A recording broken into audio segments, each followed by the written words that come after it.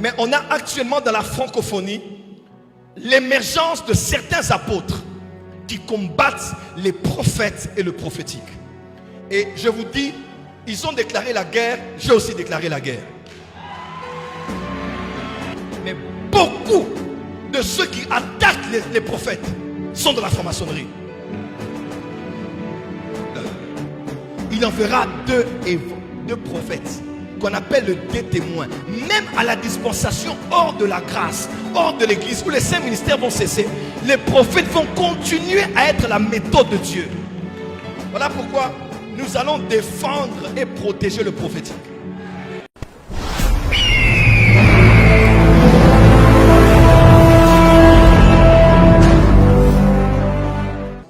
Qu'est-ce que Christ est venu faire? Accomplir ce qu'avaient dit les prophètes. Parce qu'un vrai apôtre ne combat pas les prophètes. Les apôtres sont venus non pas pour casser ce que les prophètes avaient dit, mais ils sont venus pour structurer, établir et accomplir ce que les prophètes avaient annoncé. Un vrai apôtre complète le travail du prophète. Il prend l'inspirationnel, il le met dans le structurel. Dieu dit, c'est le temps de répandre les évangélisations porte à porte. L'apôtre maintenant, ayant la sagesse de bâtir, il va faire asseoir les gagneurs d'âme. Il va faire asseoir l'église. Il va dire non. Il faut qu'on appelle un évangéliste qui a l'onction évangélique, qui vienne par exemple donner un séminaire sur la mission et nous expliquer comment gagner les âmes en porte à porte. Si vous rencontrez des musulmans, des athées ou des personnes méchantes, comment faire? Donc le prophète a donné l'inspirationnel, mais l'apôtre a bâti une structure pour que ce que a dit le prophète s'accomplisse.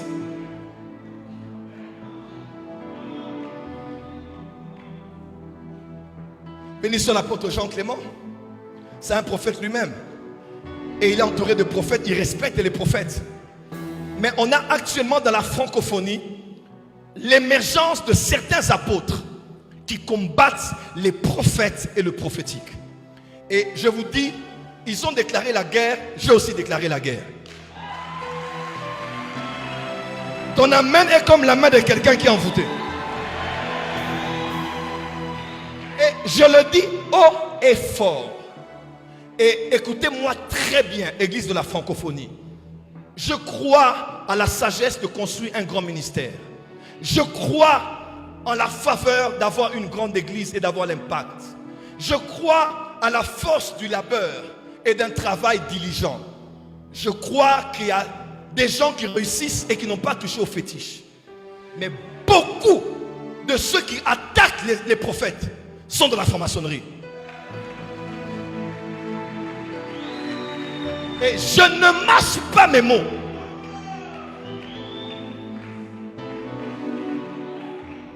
L'autorité apostolique ne détruit pas, il encadre, il régule, il structure, il fait avancer. Malgré les erreurs, il dit remonte, prophétise encore. Mais un apostolique qui méprise, ridiculise, rend comme de l'immaturité de citer les noms et les adresses des gens, c'est la franc-maçonnerie. Vous me donnerez raison un jour. Quand vous m'aviez donné raison, ça fait 7 ans. Je l'ai dit de ma bouche, Dieu va exposer des gens. Il y a beaucoup de gens actuellement qui s'attaquent au prophétique. Et si vous ne comprenez pas, vous ne voyez que ce que vous voyez avec les yeux, vous allez dire non, il a juste parlé. Ou ils ont juste parlé. Mais il y a un vent mauvais qui est satanique et démoniaque. Écoutez-moi, les prophètes ont existé dans toutes les dispensations. Toutes, depuis celle de l'innocence. Jusqu'au gouvernement humain, les prophètes ont été là. Abraham était là. Quand Nimrod était là. Genèse chapitre 11. Actuellement, dans la grâce, les prophètes sont là. Et je vous dis, même quand l'ère de la grâce sera terminée et qu'il n'y aura plus de prophètes sur la terre, la grande tribulation sera là. Quand Dieu voudra agir sur la terre, il n'enverra pas 2 apôtres. Il n'enverra pas 2 docteurs. Il enverra 2 prophètes qu'on appelle des témoins. Même à la dispensation hors de la grâce, hors de l'église, où les saints ministères vont cesser, les prophètes vont continuer à être la méthode de Dieu. Voilà pourquoi nous allons défendre et protéger le prophétique. Je dis, nous allons défendre et protéger le... Dis à ton voisin, nous allons défendre et protéger le prophétique. Pourquoi veux-tu tuer les prophètes? Parce qu'ils veulent fermer les yeux de Dieu. Car c'est l'œil de l'Éternel qui veille sur les travaux de l'Église. Faites attention. Je crois en l'équilibre des ministères. Mais je vous donne... Peut-être que j'ai parlé, quelqu'un a cru que j'ai parlé par émotion. Avec le temps, vous me donnerez raison.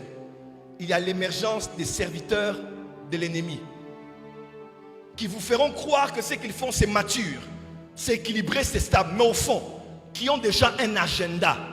Fermer la bouche des prophètes. Qui ne disent que ce qui va les plaire à eux. Quand c'est autrement, ce n'est pas de Dieu. Le prophétique, c'est trop de choses. Le prophétique, c'est trop de choses.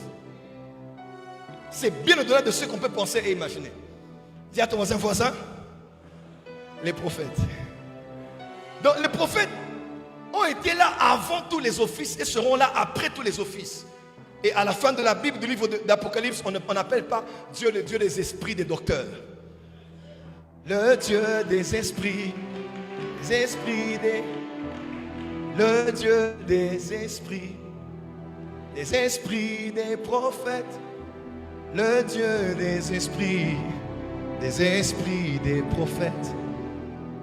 Le Dieu des esprits des prophètes. Le Dieu des esprits des... Providence. Il y a un providence ici. Il y a un providence. Il est où? Il est à Kin. Sa bénédiction, c'est à Kin. Hein? Oui, il a été fidèle. Il a été fidèle. Vous allez lui dire. Kassongo, c'est lui. Hein? Il est à Kin. Hein? Il est en ligne. Bon, je lui dis 2-3 choses.